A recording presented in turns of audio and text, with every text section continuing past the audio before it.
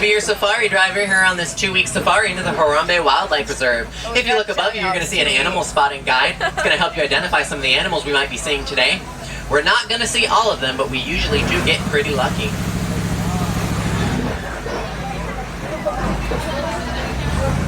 The Harambe Wildlife Reserve was established in 1971 to help protect the local wildlife. Over the years, animals have become increasingly used to humans, which is great for us, but makes them vulnerable to illegal hunters and poachers.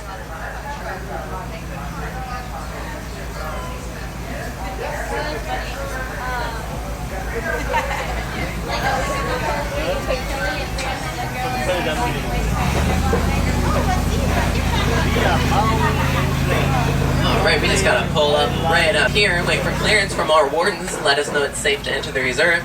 And then once they give us the all clear, I'm gonna have to radio in with them and let them know that we're here.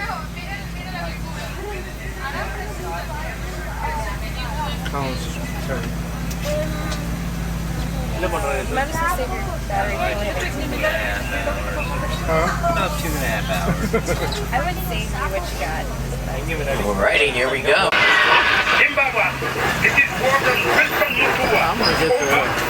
Jumbo Wilson, just want to let you know we're entering the Lilitory Forest. Over. That's why I was asking. Come Jumbo, Simbawan. Keep your eyes open and drive carefully. You should see lots of animals. Roger that, will do, Wilson. You heard him, keep your eyes out because the animals' markings do help them blend into the background really well. You see on the right-hand side, this looks like a zebra, but it's actually the only known relative to the giraffe. That's called an okapi. The okapis are so rare and elusive that we did not discover them until 1901. Up here on my side, I can see a saddle-billed stork. Saddle-billed stork gets its name from the saddle-like shape on the top of its bill. It's got a wingspan of about 8 to 9 feet. Watering holes like this one are extremely important gathering places for animals like the black rhino. Unfortunately, black rhino have been hunted nearly to extinction, and only about 4,200 exist in the entire world. So it is rare that we do see any out here. Where? Right there next to the tree. It just blends into the rock. Oh yeah, do you see him? Yeah, I got it. There's 2 of them. There's a saddle-billed stork in its nest. There's the third one over there, look. That one looks like he's dead. We're coming up here on the passenger side, right way up on the hill, the bright orange fur, that's a bongo. And these brown guys over here are greater kudu. You can tell these are females because only male greater kudu have horns. Oh wow. Oh, there's the man. The orange ones are called bongos. They're known as the ghost of the forest, and their horns are actually shaped backwards so that they can jump into tangled brush. Oh wow.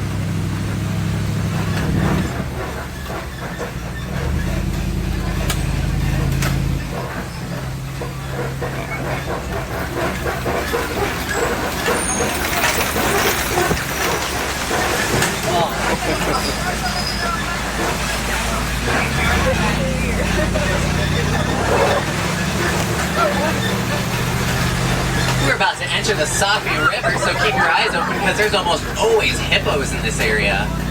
At birth, a hippo weighs about 85 pounds, and fully grown male can tip the scales at nearly 5,000 pounds. They usually hang out and spend most of their time in water. There's one right over here, right in the back there. Because of their massive body weight and size, they stay in the water to cool off. I didn't see it. Where? Far right. Look.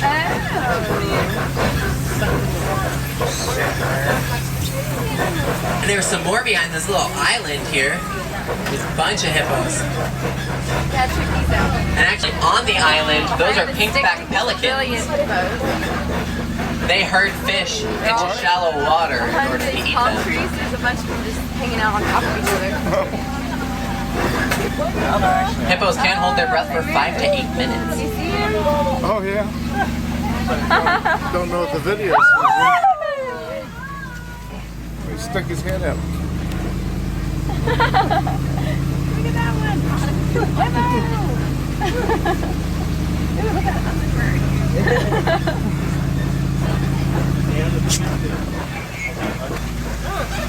This bridge up ahead doesn't look so good, so while I'm getting us across, I'm gonna go very slow. If you guys look on the left-hand side over this bridge, those are Nile crocodile. Nile crocodile is much larger. Please stay seated. Stay seated for me. Stay seated. Thank you. Don't want to lose anyone. The Nile crocodile is much larger and much more aggressive than the American alligator, and their jaws can actually crush bones. Look at them.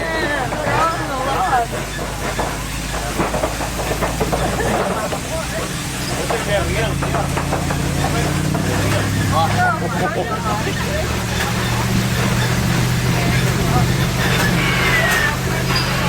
Simba 1, come in. This is Simba 1. Over. Just wanted to let you know that my grandpa Charles has seen a lot of elephant activity near the red clay pit. You definitely want to check out that area. Thanks for the tip, Wilson. We'll check out that area in a bit, but right now we're heading into the savannah where we're going to see some completely different animals. But speaking of different, look at this upside-down looking tree over here on the right. That's called a baobab tree.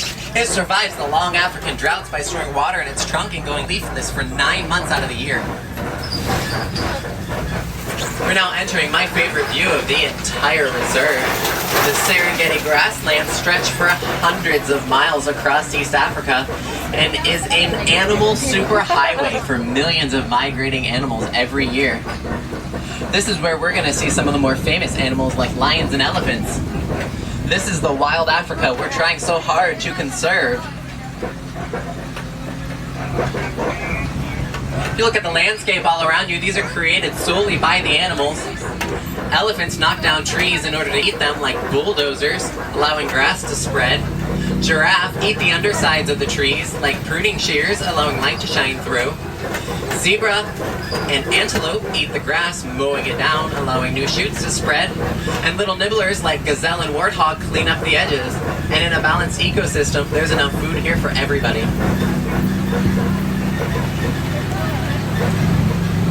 Coming up on my side, I can see some giant horns. Those sure look like Ankoli cattle to me. Ankoli cattle are also known as Watusi cattle because the African Watusi tribe were the first ones to domesticate them. Their horns can grow to be 6 feet each.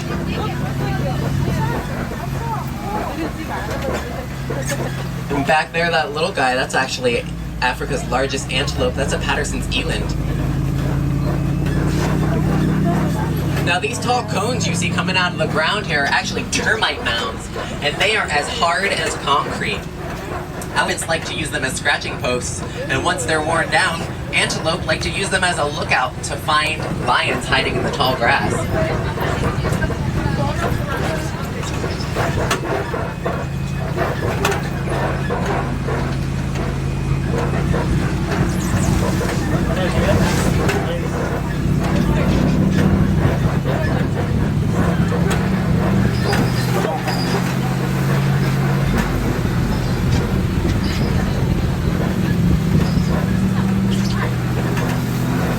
You have to wonder if they were around in the fourth real termites.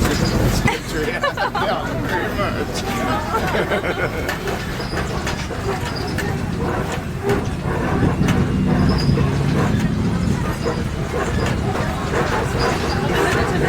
Looks like I can see some Patterson's eland on my side hiding in this bush up ahead. Fully grown male Patterson eland stand about 6 feet tall at the shoulder. Oh, check that out. It would bother it. That's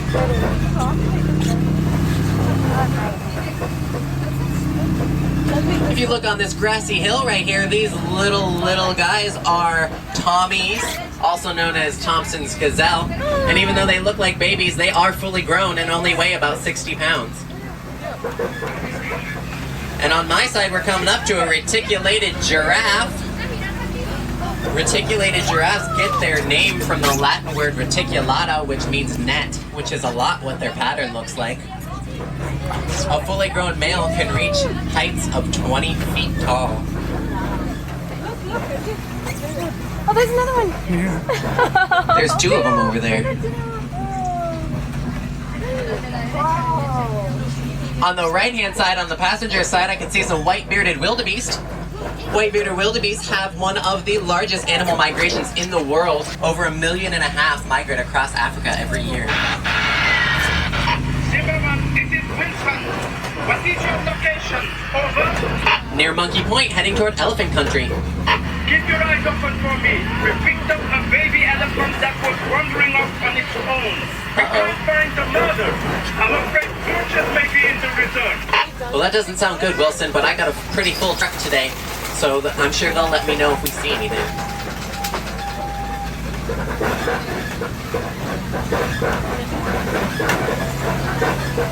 Monkey Point gets its name from a large group of mandrills that like to hang out over here, and I can see some right up on the way back there. The brighter the face on the males, the more dominant the monkey. And the mandrill is Africa's large monkey, weighing in at about 100 pounds. Normally I can get a Harambe radio station in this area, so I'm going to see if I can get a good connection.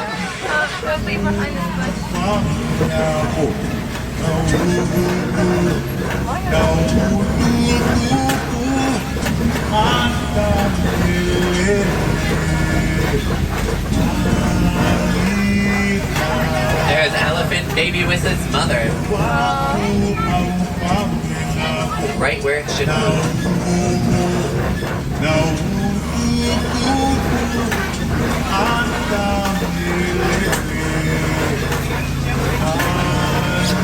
We can't stop.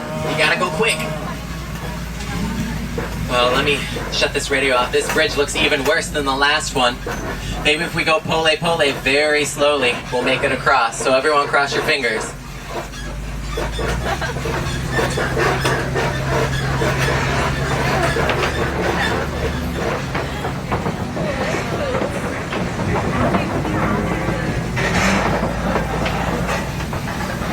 All right, looks like we made it across.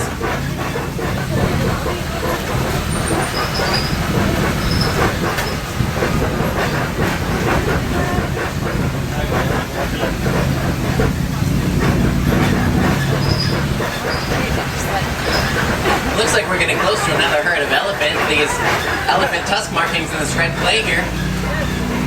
Elephants actually eat the red clay to get the beneficial minerals that they don't get in their normal diet. Here they are over here on the left.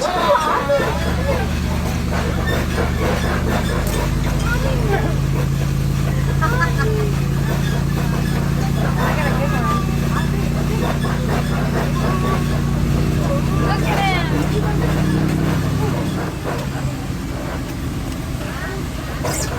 There's some more once we get around the corner.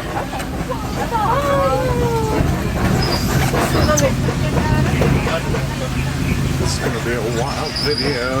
I get nauseous. Yeah, Scientists here at the Harambe Wildlife Reserve are actually studying elephants' vocal communication to see how they interact and what they need to survive. The more we know about these animals, the better we can help protect them.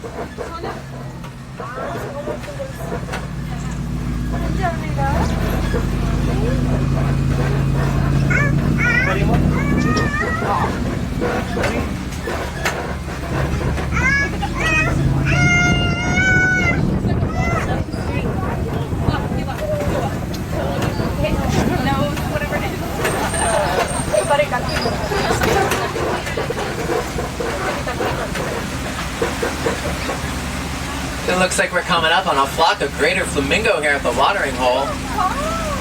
Greater flamingo are the lightest pink of all flamingo, and they get their pink coloring from the beta carotene in the brine shrimp they eat.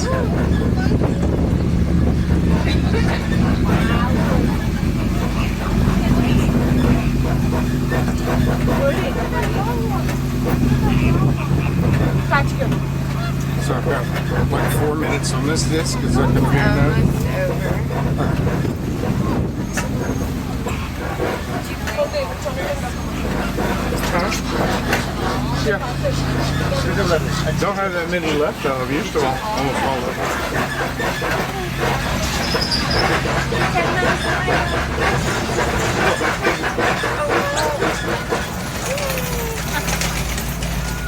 These markings in the dirt sure do look like white rhino prints. So you let me know if you see any white rhinos. The white rhino is one of Africa's greatest success stories. They were on the brink of extinction, but through conservation efforts and reserves like this one, we've been able to bring them back to a sustainable level. We're coming to an ostrich nest here on the right, along with an ostrich. The ostrich eggs weigh about 3 pounds a piece, and they can withstand about 120 pounds worth of pressure. And although the ostrich does have wings, it is flightless.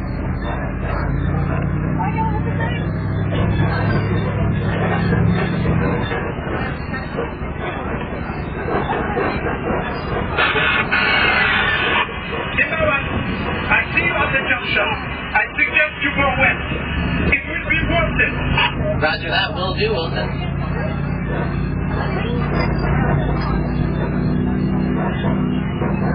Alright, let's go west like Wilson said and see what he sees.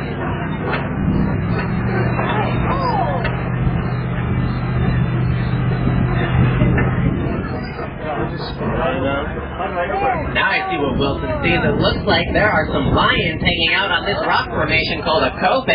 You can see a female lion way up on the top. Contrary to popular belief, it is the female lion that does most of the hunting, when the male rests for up to 20 hours a day. Sound familiar, Lee? No way. Can't get her? Bumping around too much. We're getting There she spot right there.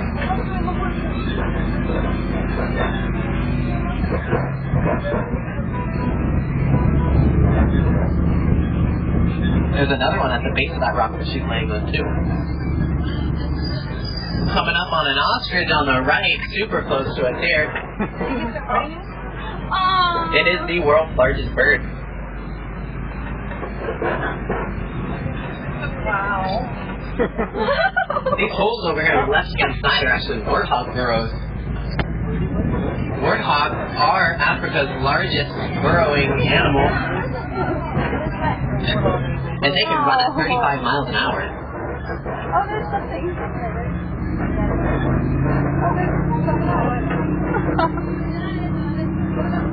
Oh, there's a rhino. There's the white rhino way back there.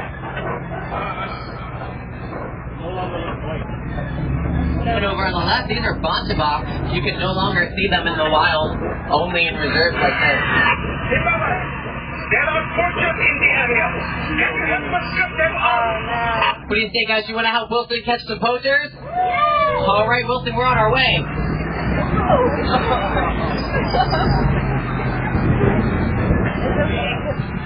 It looks like they smashed through the gates and exited the reserve. We're going to have to follow them.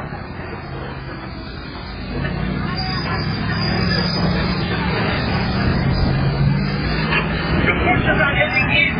Keep moving and you drive them to my patrol. Over. All right, will do, Wilson. Everyone, hold on tight because it's going to get bumpy. You let me know if you see anything.